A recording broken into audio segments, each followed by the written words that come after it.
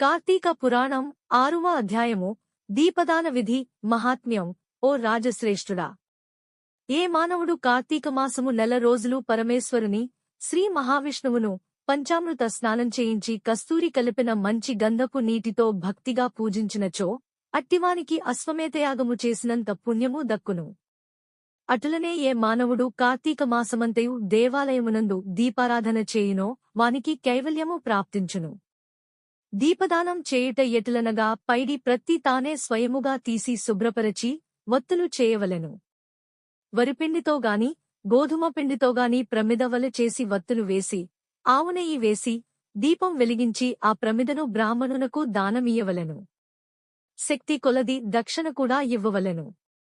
ఈ ప్రకారముగా కార్తీక మాసమందు ప్రతిదినము చేసి ఆఖరి రోజున వెండితో ప్రమిదను చేయించి బంగారముతో వత్తిని చేయించి ఆవునెయ్యి నిండుగా పోసి వెనుక చేసిన ప్రకారముగా గోధుమ పిండితో ప్రమిదను చేసి ఆవునెయ్యి పోసి దీపం వెలిగించి ఈ నెల రోజులు దానము చేసిన బ్రాహ్మణునకే ఇది కూడా దానము చేసిన బ్రాహ్మణునకే ఇది కూడా దానమిచ్చిన ఎడల సకలైశ్వర్యములు కలుగటయేగాక మోక్ష ప్రాప్తి కలుగును. దీపదానం చేయువారు ఇట్లు పఠింపవలెను. సర్వజ్ఞానప్రదం దివ్యం సర్వ సంపత్సుఖవహం దీపదానం ప్రదాస్యామి శాంతిరస్తు సదామమ అని స్తోత్రం చేసి దీపదానం చేయవలెను. దీని అర్థమేమనగా అన్ని విధముల జ్ఞానం కలుగచేయునదియు సకల సంపదలు నిచ్చునదియునగు ఈ దీపదానము చేయుచున్నాను. నాకు శాంతి కలుగుగాక యని అర్థము. ఈ విధముగా దీపదానము చేసిన తరువాత బ్రాహ్మణ సమారాధన చేయవలెను.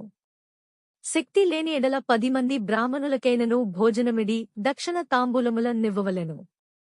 ఈ విధంగా పురుషులుగాని స్త్రీలుగాని ఏ ఒక్కరు చేసినను సిరి సంపదలు విద్యాభివృద్ధి ఆయుర్వృద్ధి కలిగి సుఖింతురు. దీనిని గురించి ఒక ఇతిహాసం గలదు. దానిని వివరించదా నాలకింపుమని వశిష్ఠుడు జనకునితో ఇట్లు చెప్పసాగెను. లుబ్ధ వితంతువు స్వర్గమున కేగుట. పూర్వకాలమున ద్రవిడ దేశమునందొక గ్రామమున నొక స్త్రీ గలదు. ఆమెకు పెండ్లి అయిన కొద్ది కాలమునకే భర్త చనిపోయెను.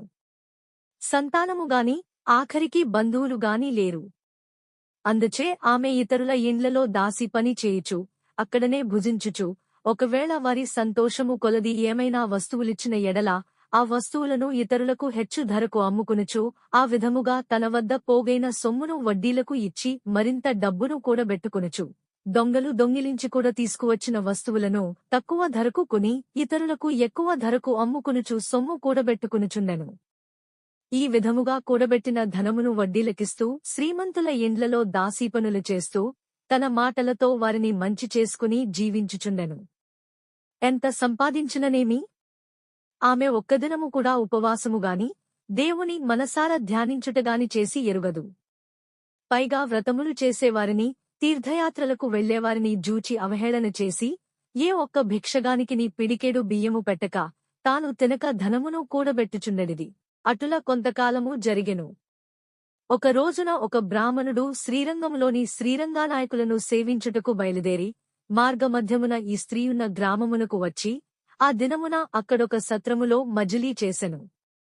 అతడా గ్రామములోని మంచి చెడ్డలను తెలుసుకుని ఆ పిసినారీ స్త్రీ సంగతి కూడా తెలుసుకుని ఆమెకడకు వెళ్లి, అమ్మా, నా హితవచనము లాలకింపుము. నీకు కోపము వచ్చినా సరే నేను చెప్పుచున్న మాటలను అలకింపుము. మన శరీరములు శాశ్వతము కావు, నీటి బుడగలవంటివి. ఏ క్షణములో మృత్యువు మనలను తీసుకునిపోవునో ఎవరూ చెప్పలేరు. పంచభూతములు సప్తధాతువులతో నిర్మించబడిన ఈ శరీరములోని ప్రాణము జీవము పోగానే చర్మము మాంసము కుళ్ళి దుర్వాసన కొట్టి అసహ్యముగా తయారగును. అటువంటి ఈ శరీరాన్ని నీవు నిత్యమని భ్రమించుచున్నావు. ఇది అజ్ఞానముతో కూడిన దురాలోచన. తల్లి, నీవు బాగా ఆలోచించుకునుము. అగ్నిని చూచి మెడత దానిని తిందామని భ్రమించి దగ్గరకు వెళ్లి భస్మమగుచున్నది. అటులనే మానవుడు కూడా ఈ తనువు శాశ్వతమని నమ్మి అంధకారములో బడి నశించుచున్నాడు. కాన నా మాటలాలకించి నీవు తినక ఇతరులకు పెట్టక అన్యాయముగా ఆర్జించిన ధనము ఇప్పుడైన పేదలకు దానధర్మములు చేసి పుణ్యమును సంపాదించుకునుము. ప్రతిదినము శ్రీమన్నారాయణుని స్మరించి వ్రతాధికములు చేసి మోక్షము నొందుము. నీ పాప పరిహారార్థముగా వచ్చే కార్తీక మాసమంతయు ప్రాతఃకాలమున నదీ స్నానమాచరించి దానధర్మముల జేసి బ్రాహ్మణులకు భోజనము పెట్టినచో వచ్చే జన్మలో నీవు పుణ్యవతివై సకల సౌభాగ్యములు పొందగల వని ఉపదేశమిచ్చెను. ఆ వితంతువురాలు బ్రాహ్మణుడు చెప్పిన మాటలకు తన్మయురాలై మనస్సు మార్చుకుని నాటినుండి దానధర్మములు చేయుచు కార్తీకమాస వ్రతమాచరించుటచే జన్మరాహిత్యమై మోక్షము నొందెను. కావున కార్తీకమాసవ్రతములో అంత మహాత్మ్యమున్నది. 6వ అధ్యాయము 6వ రోజు పారాయణము సమాప్తము.